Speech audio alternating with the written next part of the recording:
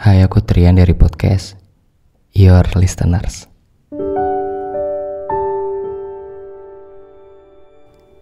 Aku siap dengerin cerita-cerita kamu, karena aku tahu banget gimana rasanya gak pernah didengerin.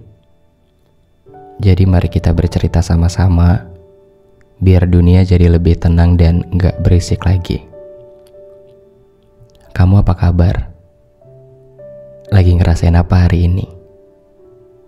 Kali ini aku mau bawain cerita dari teman kita, namanya Hisna. Tentang seseorang yang mengidap depresi mayor sejak kecil. Halo, namaku Hisna. Aku besar di Tangerang. Izinkan aku menceritakan tentang perjalanan yang tidak mudah, namun ternyata aku berhasil melewatinya. Aku memiliki 2 adik perempuan yang cantik dan pintar sejak tahun 2007. Sejak kelahiran mereka, hubungan orang tuaku mulai tidak selaras. Kerap kali bertengkar hanya karena masalah sepele. Aku lelah sekali dibuatnya.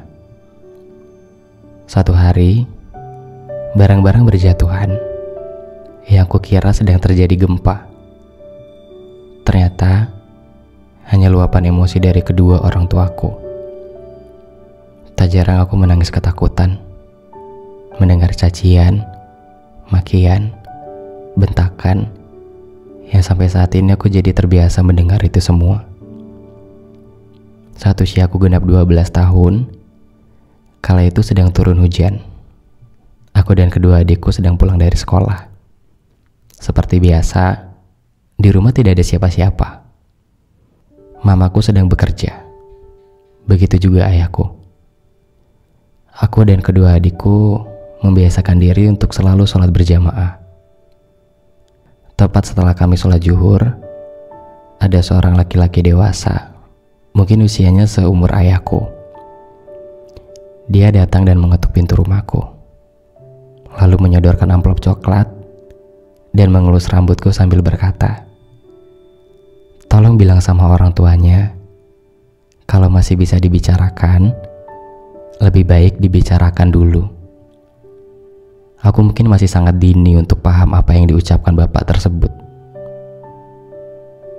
Tapi sialnya, aku justru paham betul apa maksudnya. Kop surat itu berasal dari pengadilan agama.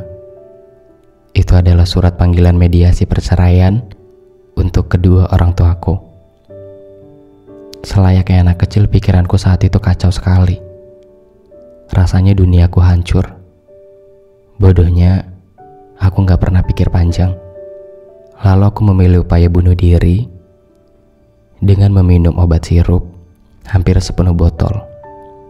Sudah aku katakan, saat itu aku memang bodoh sekali. Entah apa yang ada di pikiranku kala itu, sampai bisa melakukan hal konyol. Namun ternyata, setelah aku dibawa ke UGD, orang tuaku tidak jadi bercerai dengan alasan masa depan kami anak-anaknya. Kukira tidak terjadinya perceraian saat itu bisa membuat keluargaku kembali utuh. Ternyata aku salah. Sejak saat itu hubungan keduanya tidak pernah harmonis lagi. Hingga adikku duduk di kelas 1 MTS di sebuah pondok modern yang mengharuskannya untuk tidak tinggal di rumah. Aku hanya tinggal bertiga dengan kedua orang tuaku. Sialnya, aku yang selalu menjadi pelampiasan amarah kedua orang tuaku. Sampailah di titik aku mengidap depresi mayor. Sejak saat itu, mengikuti berbagai organisasi adalah pelarianku dari berbagai permasalahan yang ada di rumah. Aku merasa tidak pernah salah dengan pelarian itu. Sampai akhirnya aku bertemu dengan seorang psikolog yang mampu menemaniku untuk sembuh perlahan.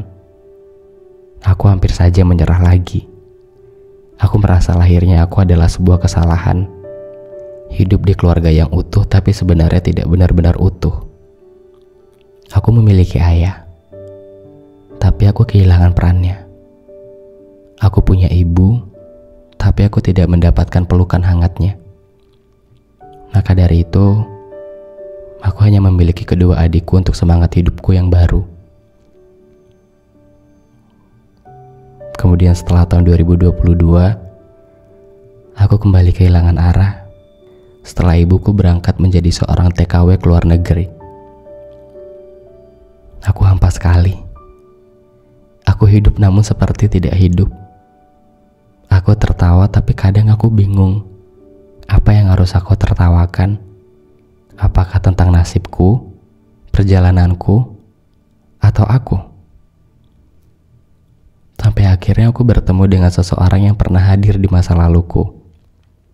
Dia seperti seorang penolong yang memberikanku nyawa cadangan. Hingga akhirnya aku kembali menemukan semangat yang baru. Setidaknya, dia mampu memberikanku sedikit cahaya untuk masa depan. Sampai awal 2023, aku kembali bangkit dari keterpurukan. Aku mencoba pulih dari mental yang sudah hancur berkeping-keping dan mengembalikan kepercayaan diri yang hilang entah kemana. Gak kerasa, ternyata aku mampu sampai ada di titik ini. Ma, Ayah, saat ini aku duduk menjadi seorang mahasiswa. Aku ingin sekali kalian tahu itu.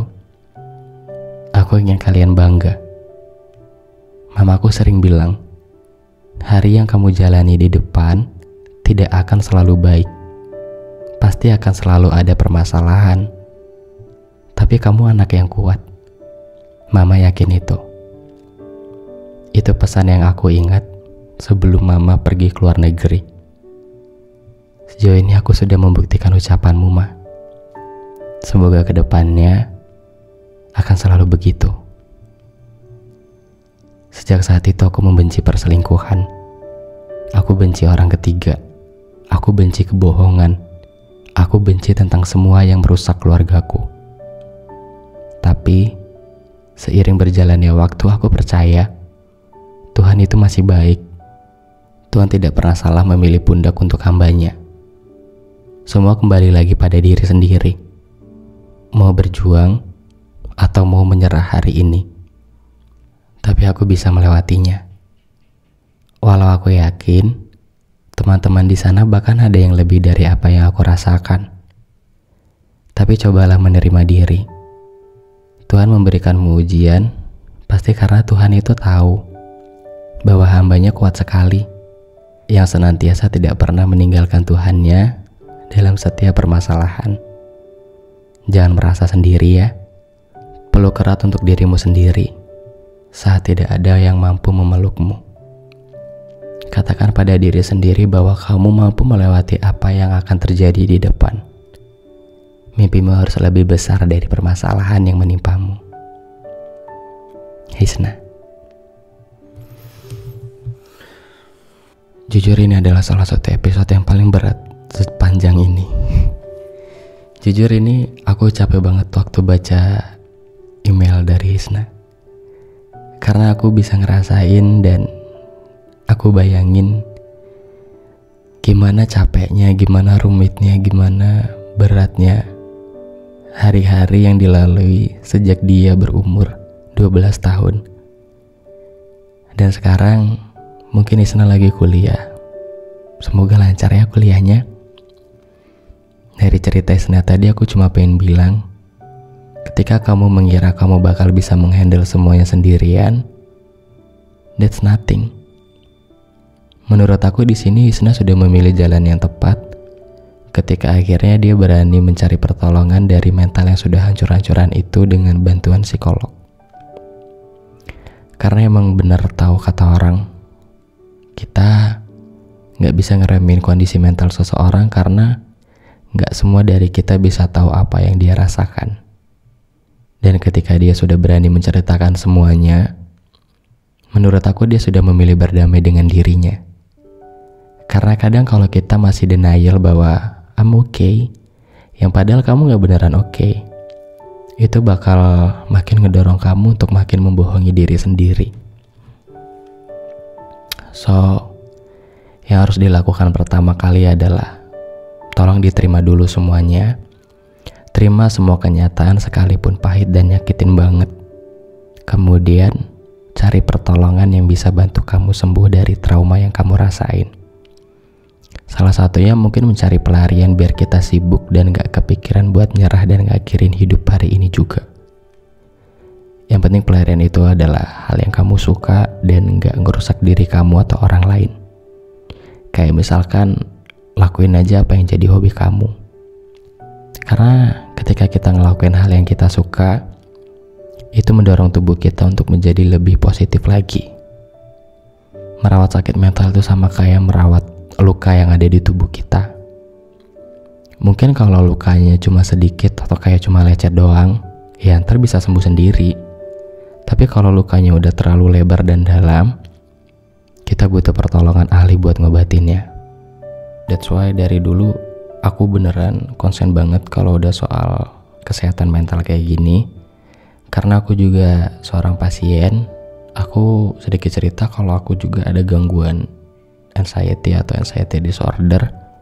Selama ini aku denial dan aku baru berani untuk mencari pertolongan ahli itu di tahun 2022, tepatnya bulan September lalu. Dan ternyata kecemasan itu udah bersarang cukup lama di aku. Dan kepikiran buat ngakhirin hidup itu sebenarnya udah sering banget aku alamin. Itu rasanya gak enak banget, sumpah.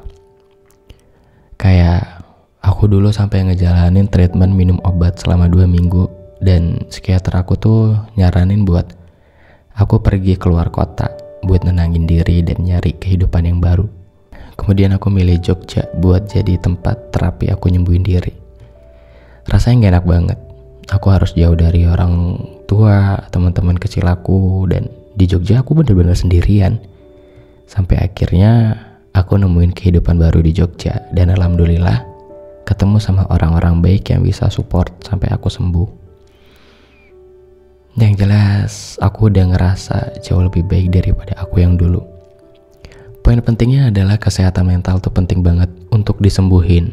Dan sekarang ini aku juga lagi nulis buku tentang kesehatan mental. Menurut aku pengen banget bantuin teman-teman yang mungkin lagi didiagnosa, yang mungkin lebih berat dari aku pun ada. Mungkin aku gak sepenuhnya bisa bantu kalian dari itu, but aku pengen banget jadi teman kalian. Karena orang-orang kayak kita ini sebenarnya cuma butuh teman buat cerita aja kok. Yang bisa paham, yang bisa ngerti. Dan aku tahu banget gimana rasanya sakit mental tuh gak enak. So, aku pengen dengerin kalian, jadi teman cerita kalian. Sebenarnya salah satu tujuan utama aku bikin podcast ini karena aku juga pengen berguna buat orang lain. Dan aku pengen bisa nemenin perjalanan kalian buat jadi lebih baik ke depannya. Sekali lagi, please be aware lagi sama yang namanya kesehatan mental. Do your best every day. Dan thank you Hisna udah berani menceritakan sama kita semua tentang perjalanan sembuhnya. Kamu keren banget. Kamu bisa ngelaluin ini semua. Semoga banyak dari teman-teman di luar sana yang juga kuat dan mampu nyelesain badai yang ada di kepalanya. Gimana episode kali ini? Cukup menguras tenaga sekali. Jujur aku tag-nya ini capek banget. Karena aku harus kembali nginget-nginget apa yang pernah ada di masa laluku juga. Dan sebenarnya untuk berada di titik berdamai dengan diri sendiri itu sulit banget. Kita tetap butuh bantuan orang lain. Kita butuh setidaknya ada satu orang yang bisa dengerin kita, itu aja sih. By the way, makasih udah dengerin Your Listeners episode paling capek ini. Semoga banyak hal baik yang bisa kita ambil dari cerita-cerita mereka. Aku Trian, pamitan dulu. Sampai ketemu di episode Your Listeners selanjutnya.